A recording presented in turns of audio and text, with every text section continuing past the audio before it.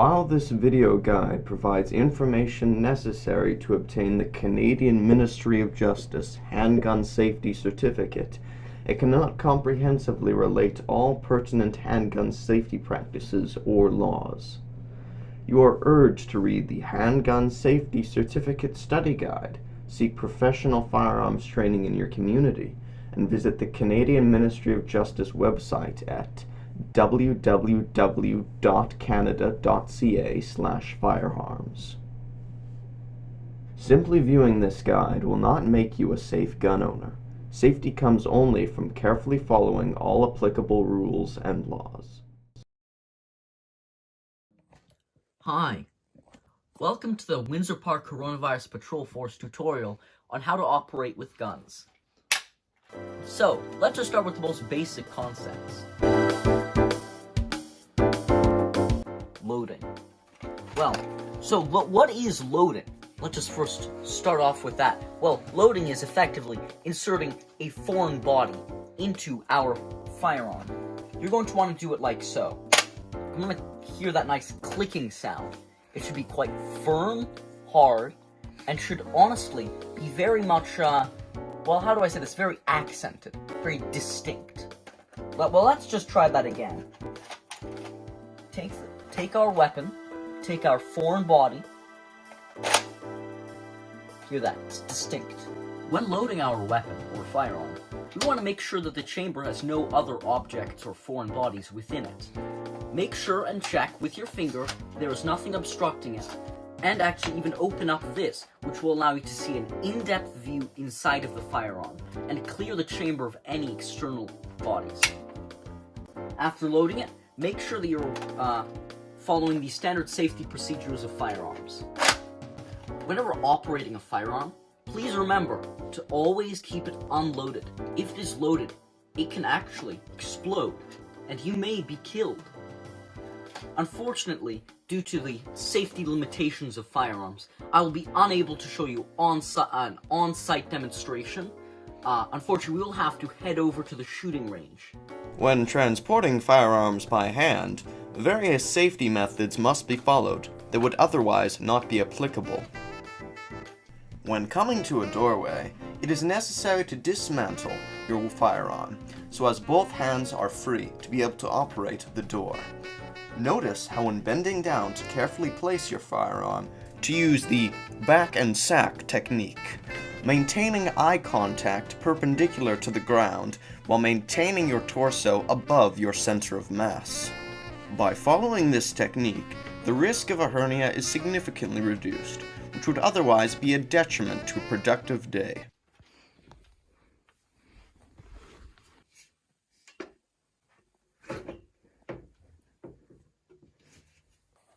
Remember to reassemble your firearm once you have cleared the doorway.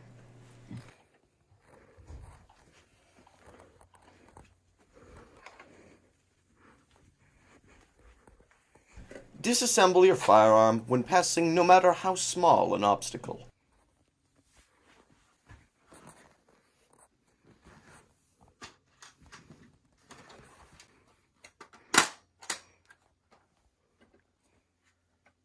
Well, now I'm going to have to go prepare the gun. So to do this, we're going to have to be really careful. We don't want any injuries. Trust me, those insurance costs are high. So now you want to take the end part of the gun, make sure that it fits properly, and check for any possible mechanical or reliability issues. After doing so, you're going to want to make sure that it is firmly attached to the weapon, and pull slightly, and check that it is fully 100% latched onto the weapon itself. Grab the clip, going to very, very, very carefully sort of bang it in. Listen to that extremely distinct sound that I was talking about earlier. Let's recap. To prepare for usage of our firearm, first take the end part of the gun and attach it firmly. Pull slightly afterwards to ensure that it will not fall off. Finally, when inserting your clip, listen for that distinct clicking sound, which will tell you that the magazine is fully inserted and safe. So now, how do we even use this? Well, to start off, let's just look at the various states of loading. Let's just take out our loaded magazine which has been limited to 5 thanks to a pin put in to comply with Canadian laws and regulations. All Coronavirus Patrol Force officers or members of the force will actually be equipped with a non-lethal variant of this. This is actually a poisonous tube attached to the bullet, which increases the aerodynamic properties of it. I.e., it actually decreases the velocity, but it adds a little bit of a twist for anyone who experiences the gun. Well, now let's get to the various states of loading. So let's just start off with the one I'm in right now. This is semi-loaded. By semi-loaded, it does not have the clip in, but is ready for the clip to be put inside and can be immediately put into action. You're going to want to make sure that it's in the back position in order to certify that it's in this. Not just that, but you have to pull the trigger, make sure it's not firing, and then make sure that there's no bullets in the chamber. So, what is this stage? Well, this is what we call the dummy stage, because there is no actual bullet. Now, the loaded stage involves there being a real live bullet, which could injure some people. Now, due to safety concerns and the high insurance costs associated with this gun and the various types of firearms available, we will not be doing this right now. We unfortunately have not obtained a permit for shooting this yet. However, if a bullet were in here, when you shoot, you will have a bit of a recoil pushing it back, and the bullet would go forward and hit wherever you are aiming at, assuming that you are aiming properly, using a laser rangefinder. This is the most active stage. When it is in this point, it is a loaded, dangerous gun.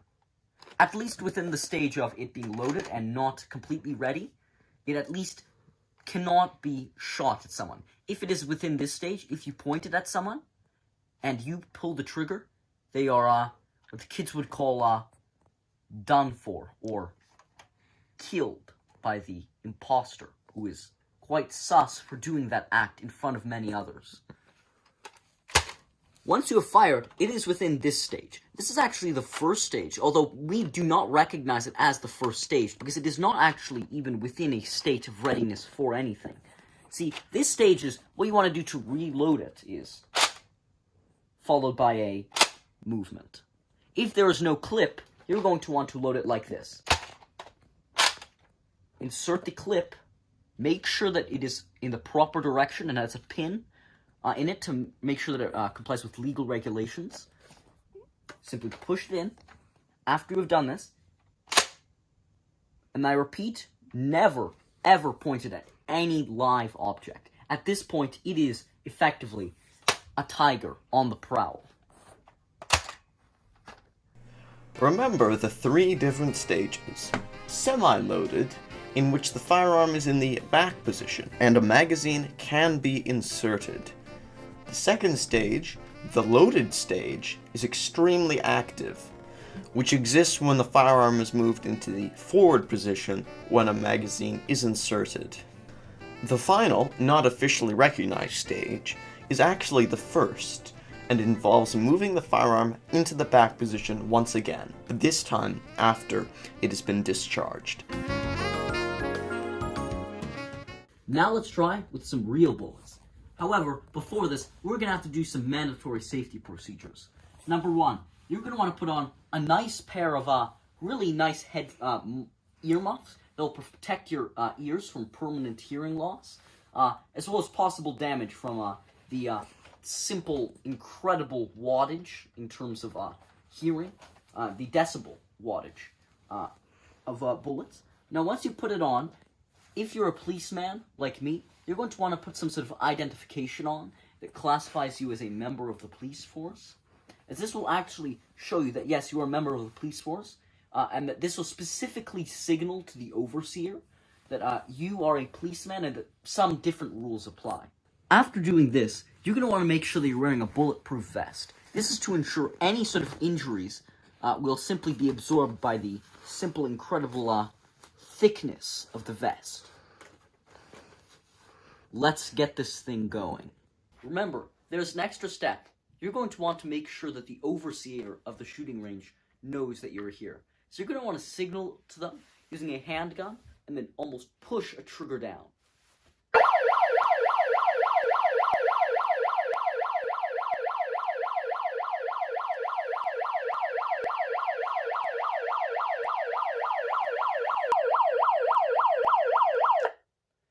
overseer will then signal, after the brief alarm, to the following hand gestures. 5, signaling 5 bullets, which means that you are allowed to shoot 5, only 5 bullets. Then the OK sign, which says that it is okay. Then the thumbs up sign, which signals good. This effectively means 5 rounds, okay, good. So if it is simply 5 rounds, okay, he simply has now noticed that you have now not followed safety procedures and that you should not be allowed to continue. When loading the weapon, you're going to want to make sure that it is down. If there's any jammings, simply, hold on to there. Remember, that time it didn't go well because it wasn't in the proper state. Make sure it's within this state. Afterwards, put it like this, so put an angle and make sure there's no humans or persons around that area in which it... Make sure that approximately, say there's a circle around you. Make sure approximately the place that you put it is 1/4 protected of that circle.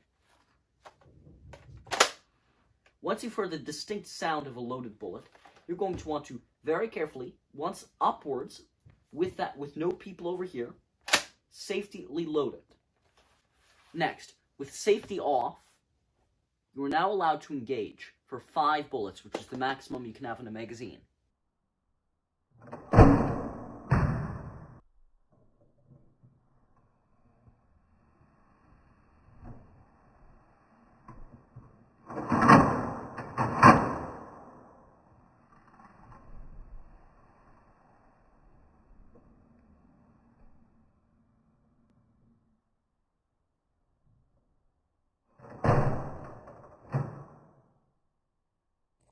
As you saw, the second bullet cannot fire.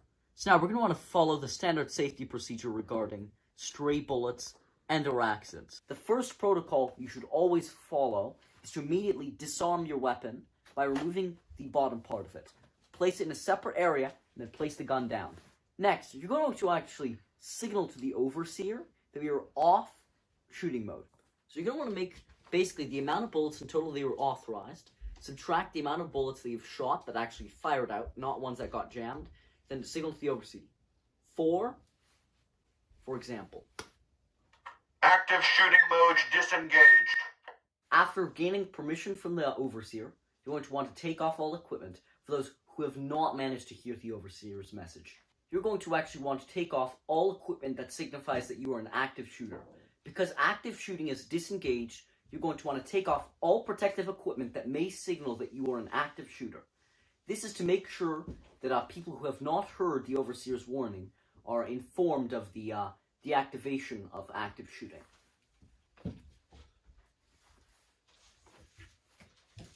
You're going to do it in a manner like this, whereas, for example, if you have a hat, you want to have the muffled ear attachments in the hat, just in order for ease of access, and in order to overall increase the amount of space available. So, how do you actually fix a jam?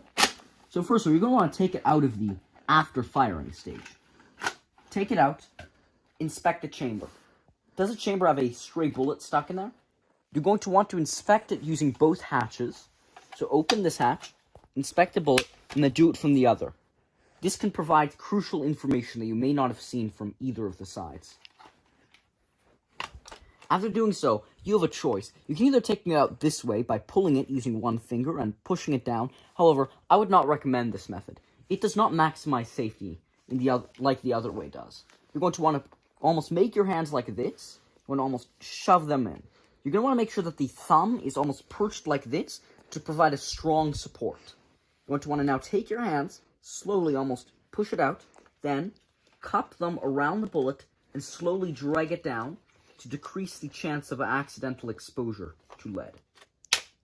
Once this has been done, you're going to want to put down the weapon to signify that it has now been deactivated. Go. So, now that this is we've done this, you're going to just want to make sure that there's no deficiencies or other problems present.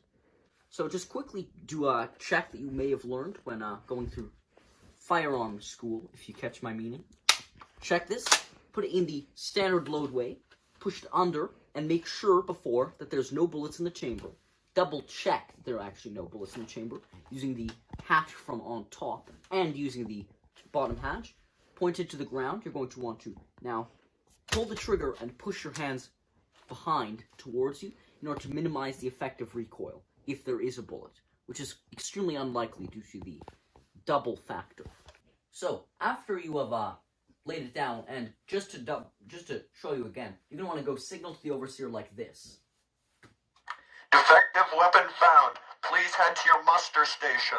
So the weapon has not actually been disposed just yet. It will be in the future. There have to be some lab tests just to make sure that there are no defects. Afterwards, it will be destroyed. Then, after the emergency has been cancelled, and the overseer will simply signal, emergency cancelled. Emergency cancelled. First, let's go over this again. What hand sign do I make?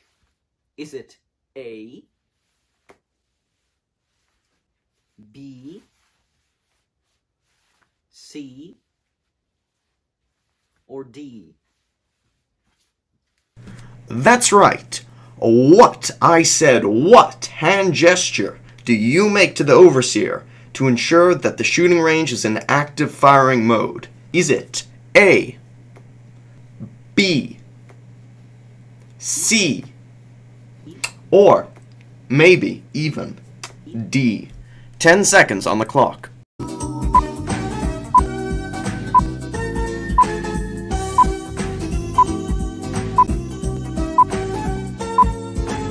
The correct answer is B. The overseer will now alert you of the firearms safety protocol that was issued immediately.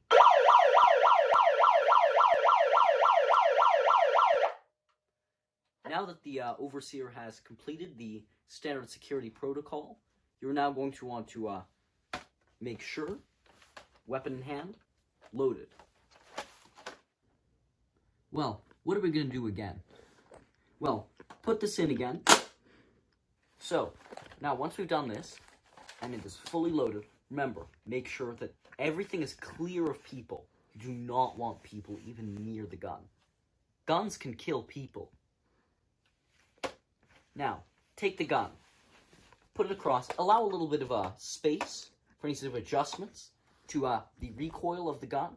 In case of a large, you could say a random number generator assumes that recoil will go very large. You just want to allow a bit of leeway. Use your arm as a yardstick to measure this. Make sure that your arm is, say at least 1/4 through. We call this arm protocol the doppelganger double. Well, now that we've gone over this, let's initiate the doppelganger double and get ready. Well, let's just start off with a couple basic shooting techniques. Let's just start off with the fake birdie. Now, the fake birdie is effectively using the sight as a sort of guide or a yardstick instead of the measurements. Unfortunately, we do not have laser rangefinders at hand because they're quite expensive, and thus we instead use this fake birdie as a reference to the use of birdies in golf, as again a sort of yardstick or measurement tool. So take this, have it like this, slide out, close one eye, and align all the sights together. This one should be aligned exactly with that one. Next, after aligning the two, you want to use this to measure the range. Assuming this is your present point, this should be this much. You should memorize that this should be approximately 5 meters. So thus, we are approximately 10 meters away from the target. Use this. Always remember for it to align with this sort of indent in the blue. Now, take it out, in. Now, for the next technique. This is what we here at the Windsor Park Department call the double P Persh method. So you basically want to take the...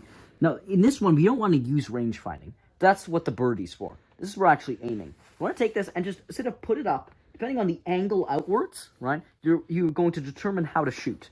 Unfortunately, I don't have a protractor here because I'm not a math teacher.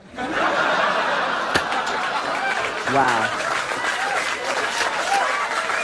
Well, for the next technique, we're going to want to create quite a bit of space for yourself. We call this one the selfish fish. Take this very close together. This is assuming you have very low recoil. Take this one off, then put it right up to yourself, and then simply make a slight distance between this and this. This should give you an approximate measurement of the lead you're going to have to give. Wow, that was quite accurate. And for our last and likely most important method, you're going to, this is a, well, we call this one the double. Why do we call it the double? Well, it's actually because we use both of these and both of these. So, using this, look forward. You can see it's through. Next, this will give you the approximate south, east, west, north location. Using this measurement tool, you will then gauge the approximate distance between yourself and the target.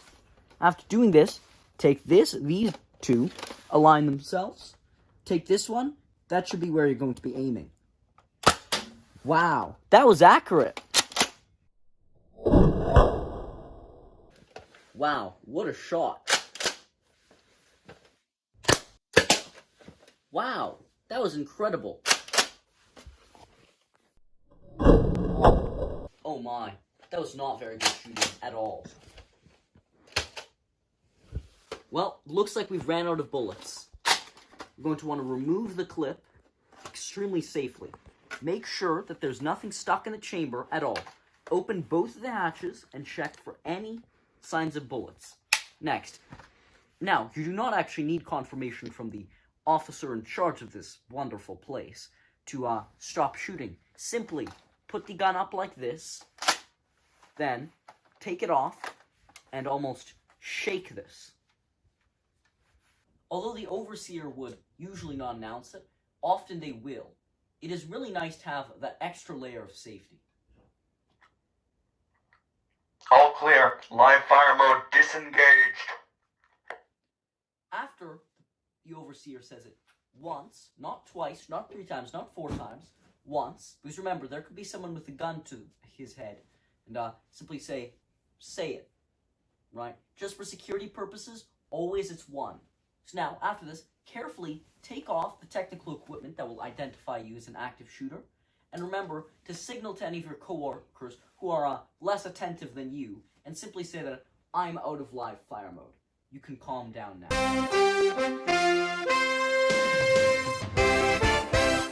Wow, that was quite fun. I'm really proud of myself for undertaking such an incredible task. I'm also really proud of our department, which has managed to create a shooting course for our employees to have fun. It also is really important that you pay attention to all the safety protocols necessary to operate such dangerous weapons. I really, really, really like this opportunity, and I would like to thank the local coronavirus task force branch for providing me with this opportunity. And of course, safety trumps everything. Thank you. I'm Capital Dale Die, and I'm here for you.